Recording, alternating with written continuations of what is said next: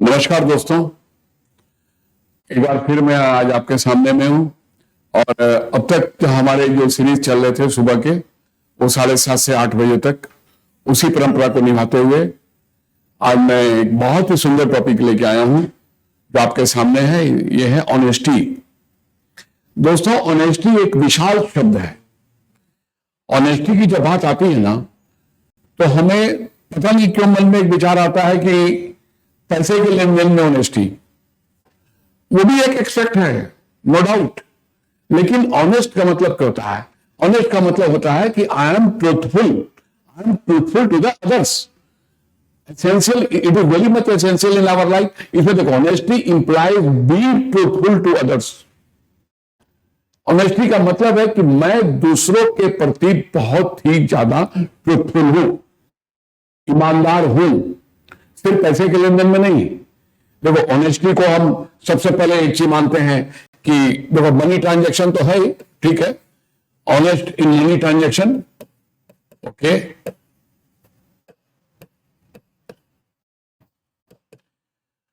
Honest to my character,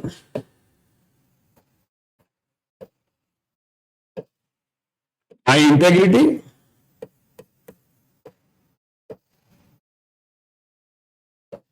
अब honesty की बात हम करते हैं तो ऑनेस्ट टू माई कमिटमेंट्स,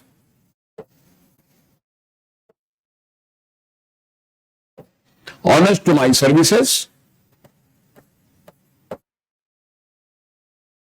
या ड्यूटीज। बहुत सी जगह है। ऑनेस्ट एक बड़ा एक विशाल शब्द है। मैं क्या सिर्फ मनी ट्रांजैक्शन के लिए ऑनेस्ट हूंगा? No, I am honest to my character. दोस्तों, ये हमारे लिए सबसे इंपॉर्टेंट है। कैरेक्टर एक ऐसा वर्ड है ना जो हमारे लिए बहुत ही इंपॉर्टेंट है। इसमें सब कुछ इसी एक शब्द में, मेरी समझ में सब कुछ समाया हुआ है। If I am honest to my character, everything it comes in my character. Money transaction तो एक इंपॉर्टेंट पार्ट है। देखो, हमारा जो प्रोफेशन है, जिस तरह के हम प्रोफेशन में जहां पब्लिक डीलिंग होती है, लोगों के साथ डीलिंग हो और बीच में पैसे का लेन देन भी हो, वहां हमारी ईमानदारी सर्वोपरि होती है। सबसे पहले we have to take care of that money transaction honesty. देखो, इसमें मैं तुमको एक दो घटनाएं बताता हूं। ये ट्रस्ट मी, मैं एकदम बिल्कुल ईश्वर को साक्षी रखे ये सच्ची घटनाएं तुम्हारे सामने रख रहा हूं। ऑनेस्ट आदमी को थोड़ी देर के लिए उसको लगता है जैसे मुझको लॉस हुआ है, but that loss is very much temporary. लेकिन परमानेंटली क्या गेन होता है वो तुमको मैं अपने जीवन के अनुभव सुनाता हूं। मैंने जब शुरू में इंश्योरेंस की एजेंसी ली थी ना, तो उसके साल 2 साल 3 साल के बाद की बात है। 2 साल 3 साल के बाद की मैं घटना बता रहा हूं। और मुझको एक जगह से चेक मिला था, और वो किसी बैंक का चेक था। वो उस चेक को लेकर के मैं उस बैंक में गया, और ये बोरिंग रोड में तो स्टेट बैंक की घटना थी। मुझको किन्हीं ने चेक दिया था, वो था 13,000 रुपए का। और जब मैंने काउंटर पे लाइन लगी हुई थी, तो वहां काउंटर पे मुझको वो टोकन दे देते थे। तो आज भी मुझको याद है कि मुझको मिला था टोकन नंबर 7। टोकन नंबर 7 मिला, 13,000 का चेक था। मैंने चेक काउंटर पे दे दिया। जब मेरी बारी आई, उन्होंने टोकन नंबर 7 पुकारा, तो इन्होंने मुझको पैसे दिए। कैशियर ने पैसे निकाल के दिए, एंड यू विल सरप्राइज, मैं ईश्वर को साक्षी रख के कर रहा हूं, मैंने उस पैसे को गिना भी। और पैसे को गिना मैंने क्या, वो 100 नोट्स गिने। दूसरी गट्टी थी, 2 गट्टियां थी, तो मैंने दूसरी को भी 100 गिना। 100 गिन के फिर 3,000 मैंने खुदरा भी गिने। तो 23,000, मतलब 13,000 का चेक था, और उन्होंने मुझको दिया, तो मैंने उसको 13,000 समझ के पॉकेट में रख लिया। पॉकेट में रख के फिर मेरे मन में एक बात आई कि जब 13,000 का चेक है और 100 के नोट के 2 पैकेट इन्होंने दे दिए, 100 के नोट के 2 पैकेट दे दिए, तो 20,000 तो यही हो गए, और 3,000 अलग से दे दिए। इसका मतलब है कि 13,000 की जगह इन्होंने हमें 23,000 दे दिए। दोस्तों, मैं उसमें एकदम मैं बिगिनर था, बिल्कुल स्टार्टिंग मैंने काउंटर पे कहा, कैशियर से कहा कि सर मैंने कितने का चेक दिया, तो वो हम पे नाराज हो गया। कहता आपको नहीं पता चला कितने का चेक दिया? मैंने कहा सर नाराज नहीं होइए, एक बार फिर से देख लीजिए। तो उसने फिर देख के कहता है कि आपने 13,000 का चेक दिया। मैंने कहा सर आपने पैसे कितने दिए? कहता आपने गिना नहीं। मैंने कहा सर गिना इसलिए तो पूछ रहा हूं। कहते हैं कि मैंने 50 के 2 पैकेट दिए तो 10,000 हो गए, और 100 के हमने आपको जो 30 नोट दिए तो 3,000 ही हो गए, तो 13,000 हो गए। मैंने कहा सर आपने 50 का पैकेट नहीं दिया है, आपने 100 के पैकेट दिए। तो आपने सर 13,000 की जगह हमें 23,000 रुपए दे दिए, और मैंने वो पैसे उनके आगे कर दिए। लोग हमारी तरफ देख रहे थे।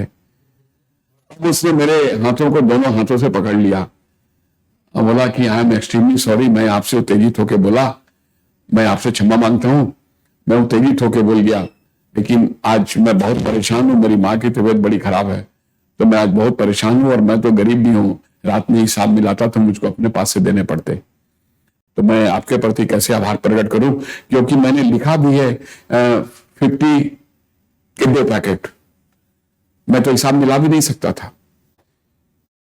तो मैंने कहा कोई बात नहीं है। तब तक और भी उसके पीछे के लोग आ गए, तो उस बैंक के मैनेजर साहब ने मुझको बुला लिया, जरा आप अंदर आ जाइए।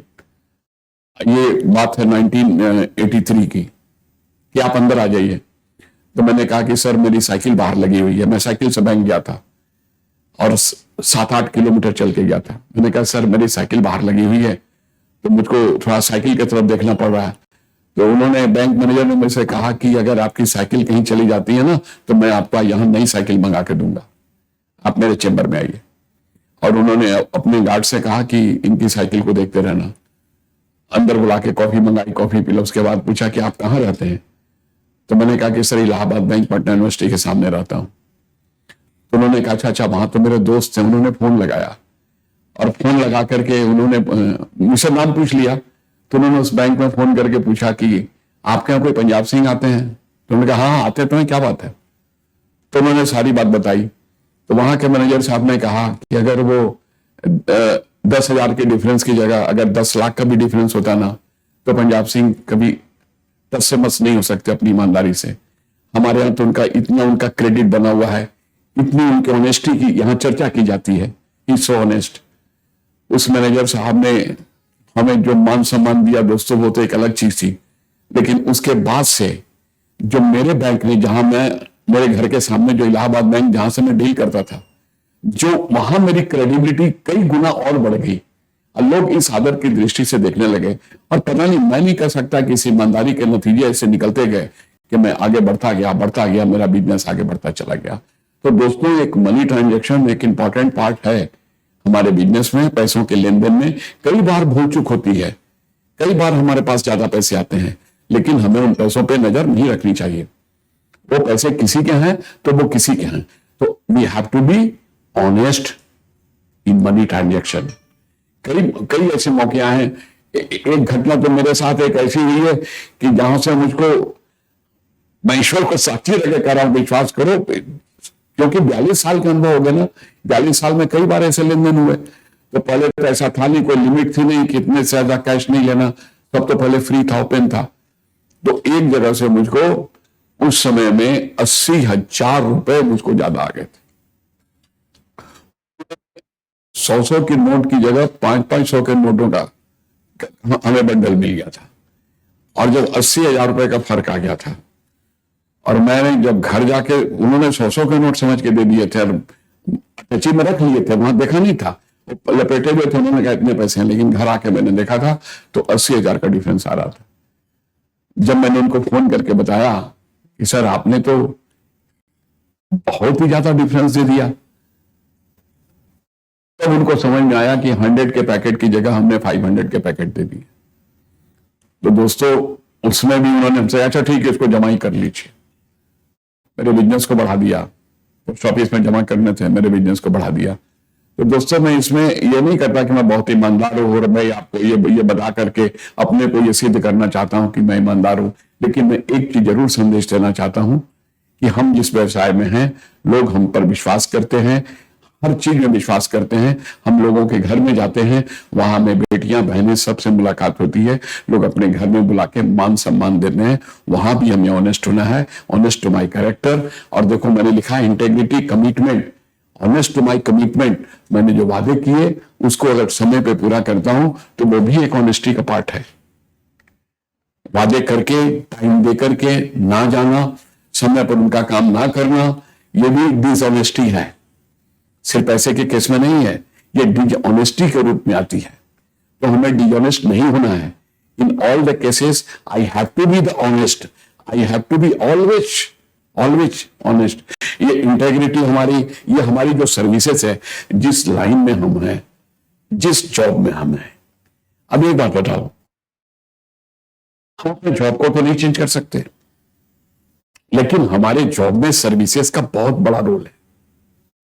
क्योंकि अगर एजेंटों की संख्या बहुत ज्यादा होती है दोस्त, तो कोई हम पर विश्वास करके हमें चुनता है, तो हमें यह सोचना चाहिए कि लाखों एजेंटों में उसने हमें क्यों चुना है, और हमें उसकी हर कसौटी पे खरा उतरना चाहिए, हर कसौटी पे खरा उतरना चाहिए। जो सर्विसेज हमारी जवाबदेही है, हमारी ड्यूटीज में है, कि सर्विसेज को पूरा करना चाहिए।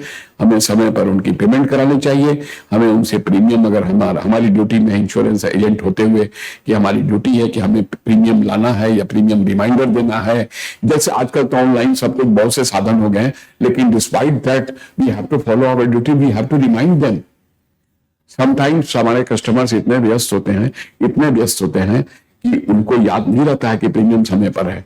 तो अब तो खैर, thanks to my institution, I am very much proud of my institution, thanks, कि जिसमें रिमाइंडर एक ऐसा है कि प्रीमियम रिमाइंडर जाते हैं, जमा होता है तो खबर जाती है, हर चीजों के मैसेज अब जाने लगे। लेकिन जब कभी नहीं भी जाते थे ना, तो अगर उनके में अपनी ड्यूटी को पूरा करते थे ना, तो उस समय की जो मेहनत की हुई और ईमानदारी जो हमने दिखाई, आज उसका रिजल्ट सामने में आता है। ईमानदारी पनपती है दोस्त, धीरे धीरे। थोड़ी देर के लिए एक लगता है कि अगर कोई देख नहीं रहा है और ये पैसे हमारे पास आ गए, हमें कोई देख नहीं रहा और हमारे पास इतने पैसे एक्सेस आ गए, तो वो मेरे ही मान पर है कि मैं उनको लौटाऊं या ना लौटाऊं। पैसों का लालच बहुत खराब होता है, नो डाउट, नो डाउट। लेकिन अगर हम उस समय में अपने दिल को मजबूत कर लेते हैं कि इन पैसों पर हमारा कोई अधिकार नहीं, हमारा उन्हीं पैसों पर अधिकार है जो हमें मेहनत से अर्जित करते हैं। जहां हमारी ईमानदारी है, हमारी ईमानदारी इसी बात में है कि जहां हमारी मेहनत के पैसे हैं। तो मेरे पास जो पैसे आए, अगर उसमें हमारी मेहनत नहीं थी, अगर वो हमारा हक नहीं था, अगर हमारा अधिकार नहीं था, तो उस पैसे को अपने पास रखने का कोई अधिकार नहीं। लौटाने के समय में मन में ख्याल आ सकते हैं, मानव दुर्बल है, नेचर में दुर्बलता हो सकती है। हमारे मन में ये बात आ सकती है कि किसने देखा, कोई जानता तो नहीं है। अगर दोस्तों सारी चीजें ईमानदारी पे आ जाए, तो दुनिया में तो बेईमानी शब्द ही हट जाएगा। मैं नहीं कहता कि 100% सब जगह लोग इस बात को सोच करके ईमानदार हो जाएंगे, लेकिन मैं एक संदेश जरूर देना चाहता हूं, ये मेरी बात आप विश्वास करो। मैं ये संदेश जरूर देना चाहता हूं कि ईमानदारी पनपती है। ईमानदारी का पौधा जो लगता है ना, खिलता है, और बेईमानी का जो पौधा है ना, वो नष्ट हो जाता है। ये हमारे 43 इयर्स के एक्सपीरियंस के बाद भी मैं आपको ये कहने को तैयार हूं और दिल से कह रहा हूं कि ईमानदारी का पौधा पनपता है और वो आदमी एक बट वृक्ष का रूप लेता है जो हर तरह से ईमानदार है। Honest to my character, honest to my integrity, honest to my services, honest to my duties, honest to money transaction, everywhere I am honest. अब देखो, इसमें एक बड़ा शब्द बड़ा पहले से चला आ रहा है, ये देखो, honesty is the best policy. हमने पढ़ा है, सही बात है, स्कूलों में पढ़ते चले आए, शुरू से जब भी कभी पढ़ा तो यही एक लाइन आती थी कि honesty is the best policy, यानी ईमानदारी एक अच्छी नीति है, बेस्ट पॉलिसी है। मैंने जब अपनी किताब लिखी ना, तो मेरे मन में एक बात आई कि ये किसने किसको कहा, honesty is the best policy, ये किसने कहा और किसको कहा। ये तो कॉमन एक सेंटेंस बन गया कि ईमानदारी एक अच्छी नीति है। तो क्या इसमें कुछ मैं चेंज कर सकता हूं? मेरे मन में यह बात आई। मैं नहीं कहता मैं गलत हूं कि सही हूं, मैं सही हूं, मेरी तो पढ़ाई लिखाई भी ज्यादा नहीं है, मैं बिल्कुल नहीं हूं। लेकिन मेरे मन में जब बात आई कि लिखने वाले ने honesty is the best policy लिखा है, तो क्या आई कैन चेंज समथिंग, जो मेरे मन में बात आ रही है। क्यों मेरे मन में बात आ रही थी?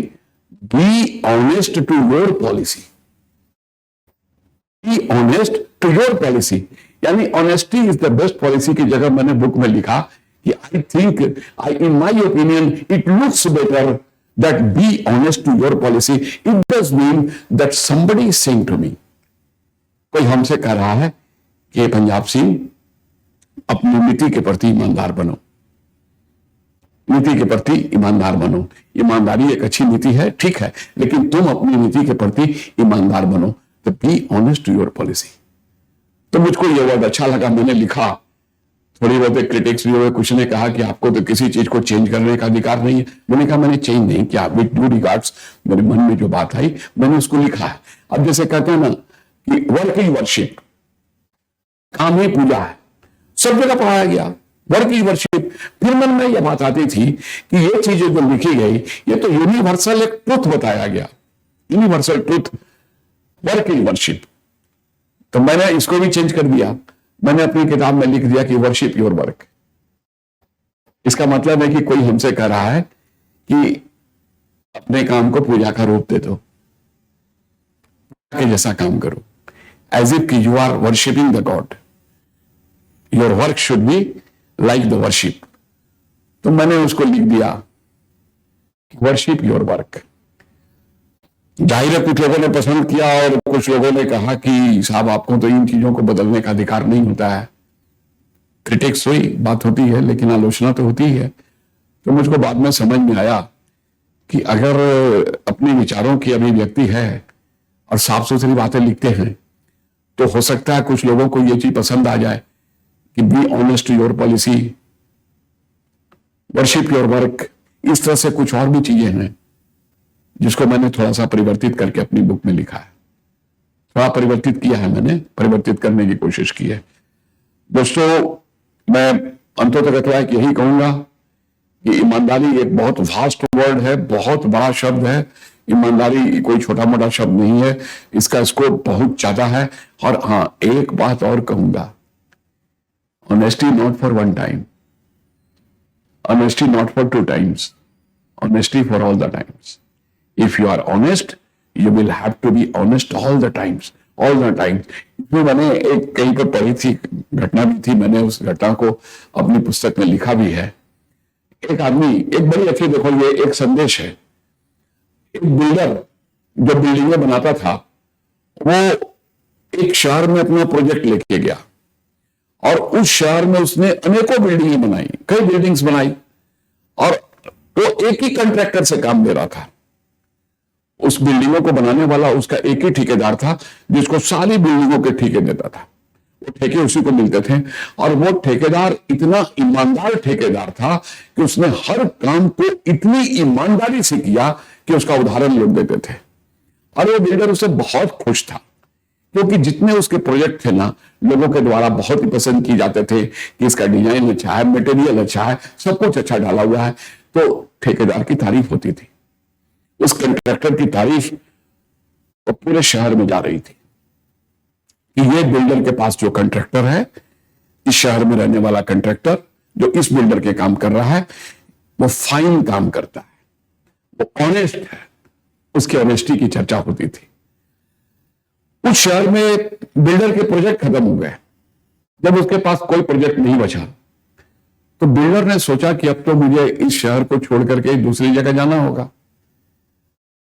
उसने कॉन्ट्रैक्टर से कहा कि, उसी ठेकेदार को बुलाया और कहा कि एक मेरा आखिरी प्रोजेक्ट बना दो, this is the last one, ये मेरा आखिरी प्रोजेक्ट है, ये एक हाउस बनाना है, घर बनाना है, और ये मेरा इस शहर का अंतिम प्रोजेक्ट होगा।